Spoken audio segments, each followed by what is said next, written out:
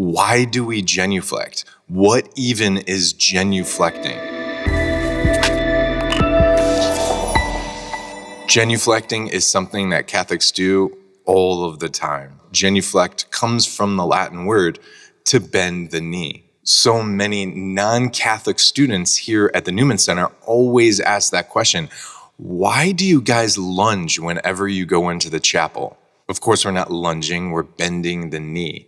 And this goes all the way back to the time of Jesus. The most popular religion of the time of Jesus, it wasn't Judaism, it wasn't Christianity, of course, it was the Roman pagan gods. There were so many pagan gods that the Roman people prayed to, but no one ever bended the knee. No one ever knelt down to pray to the Roman gods. When someone who believed in the pagan gods would pray, they would stand upright and hold out their hands.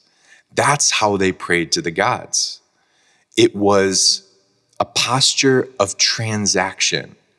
It was a posture of, I'm giving you this and you're going to give me this. Famous Latin phrase that people would use was do ut des.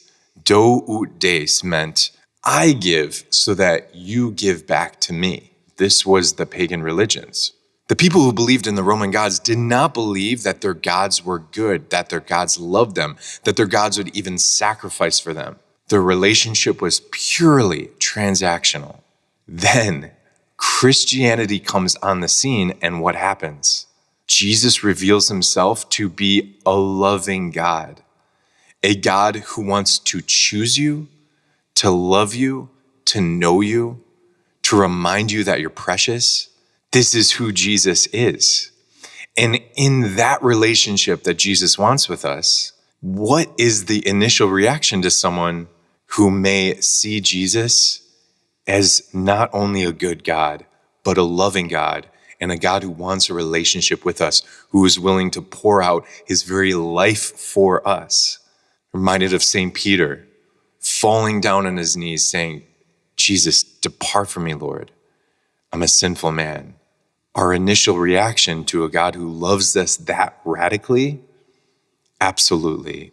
It's bending the knee. It's getting down on our knees and giving our complete selves in awe, in adoration, in love for Jesus Christ. So kneeling, genuflecting, it goes all the way back to that we no longer have a transactional relationship with God. It is totally relational. It is intimate. And we can bend the knee before the Lord who loves us with an incredible love. So I think that's a great question to ask ourselves is, right now, am I living a transactional relationship with Jesus? Am I giving? Am I praying so that I get something back? Or am I bowing down before the God who has given me everything? And I bow down in love and adoration and intimacy. When we walk into our church, Jesus is present. He is with us. And so we genuflect on one knee to say, Jesus, you are my Lord. You are the love of my life. And I give my heart to you. Because you look at the crucifix, he's already given his heart to us. So bottom line, why do we genuflect? Because we have a relationship with Jesus.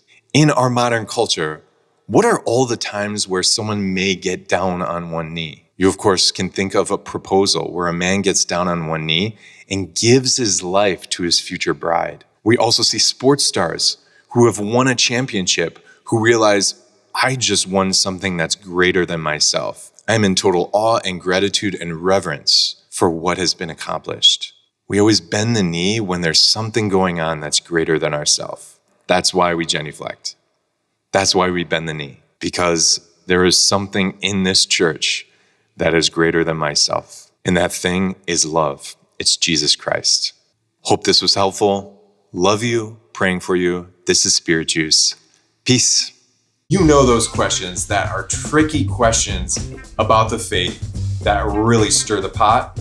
I want those. Send it to askapriest@spiritjuice.org and you might be featured on the next episode. Spirit Juice got answers. Peace.